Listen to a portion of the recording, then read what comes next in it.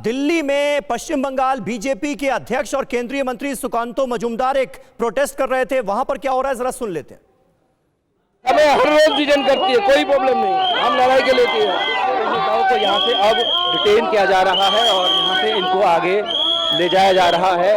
और क्योंकि लगातार ये लोग प्रदर्शन कर रहे थे और कह रहे थे कि पश्चिम बंगाल में लॉ एंड ऑर्डर ठीक नहीं है, उसको लेकर के ये प्रदर्शन करने पहुंचे थे, लेकिन दिल्ली से इनको यहाँ से हटा दिया। वीडियो कबलेदी के साथ जितेंद्र भाटी में बता दिल्ली।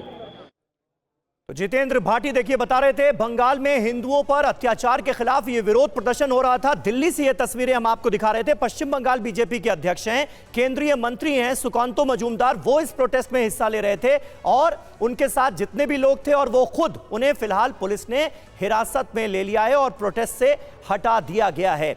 ये मुद्दा कहीं ना कहीं बड़ा बनता हुआ नजर आ रहा है। नाज़िया आपकी बात बीच में रह गई थी, लेकिन ये देखिए तस्वीरें भी आपको दिखा रहे हैं। ये थोड़ी देर पहले की तस्वीरें हैं जब इस प्रोटेस्ट की शुरुआत हुई। सुकांतो मजूमदार इस प्रोटेस्ट को लीड कर रहे थे और पश्चिम बंगाल में लॉ एंड ऑर्डर ध्वस्त हो चुका है, यह आरोप लगाते हुए बीजेपी की तरफ से दिल्ली के अंदर यह प्रोटेस्ट किया गया है।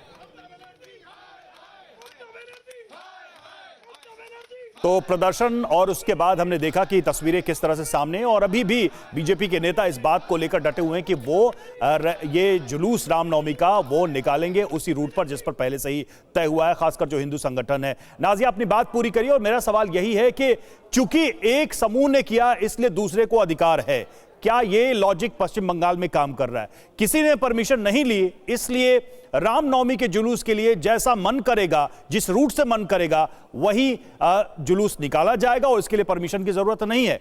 प्रशासन से क्या इस पर बातचीत नहीं हो सकती पश्चिम बंगाल में? क्या वो दरवाजे बंद है पश्चिम बंगाल में? मेरा सवाल यह है।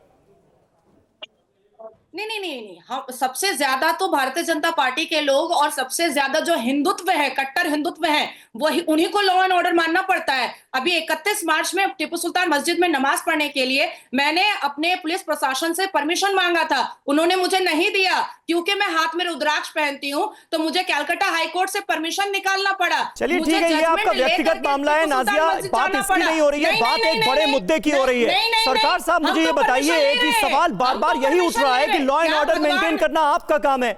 ये तो ठीक तरीका नहीं हुआ कि जुलूस ही इस रूट से ना निकले, ये एक ऑर्डर पास कर दिया जाए। भाई जुलूस निकले और शांतिपूर्ण तरीके से निकले, ये सुनिश्चित करना आपकी जिम्मेदारी है ना सरकार साहब। 1 मिनट हो गया नाज़िया साहब, नाज़िया जी हो गया जी।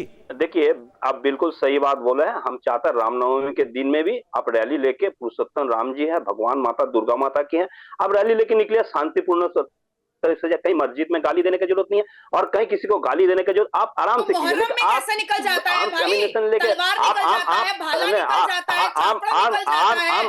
आपको नहीं बोला जा रहा है, आपको नहीं बोला जाए, आपको नहीं बोला जाता है। कैसे परमिशन दे देती है? नाज़िया बीच में नहीं, सरकार साहब बोलिए, जल्दी से बात पूरी कीजिए। देखिए आर्म्स एमिनेशन लेके रैली करना बहुत अच्छा गुना, ये सही है क्या? देखिए तो ये व्यक्ति, तो आप फेल हुए ना फिर।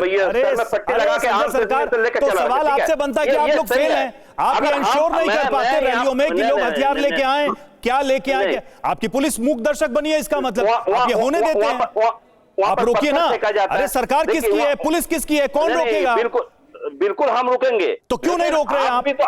आपको क्या, आपको शांतिपूर्ण आप वो रोकने के लिए आप यात्राओं पर बैन लगाएंगे, आप परमिशन देना बंद करेंगे या कुछ इंडिविजुअल मामले हैं उसको एड्रेस करेंगे? नहीं संजय, देखिए एडमिनिस्ट्रेशन ऐसे कैसे चलता है, ऐसे कैसे चलता है कि एक दो तस्वीर दिखा के आप पूरी कम्युनिटी को आप गोली चलाएंगे, वहां पर आम जनता से आप पत्ता चलाएंगे। नहीं तो आप रोकेंगे ना, आप केसेस दर्ज करेंगे, आप लोगों को बुलाएंगे, आप आयुक्तों को उसके लिए आंकड़े बनाएंगे, आपकी सरकार है। सवाल तो यही है। भारतीय जनता पार्टी कभी भी शांतिपूर्ण।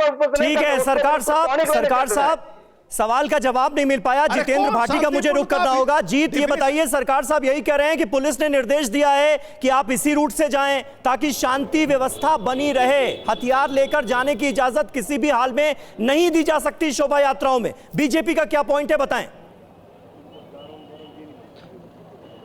बिल्कुल, देखिए यहाँ पर बीजेपी के तमाम जो नेता हैं यहाँ पर पश्चिम बंगाल भवन के बाहर जो हैं वो इकट्ठा हुए थे। इनका क्या सोचना है, उनकी लीगल टीम के यहाँ पर लोग मौजूद है। बताइए कि कहा गया है कि जो रूट दिया जाएगा उसी से शोभा यात्रा निकलेगी, हथियार कोई नहीं लेके जाएंगे, क्योंकि आप लीगल सेल से जुड़े हुए हैं यहाँ बीजेपी के, क्या कहेंगे? नहीं, ममता बनर्जी तो अपने वहाँ पे डिक्टेटरशिप चला रही है। उनका कोई रूल और ऑर्डर पे उनका कोई कमांड नहीं है।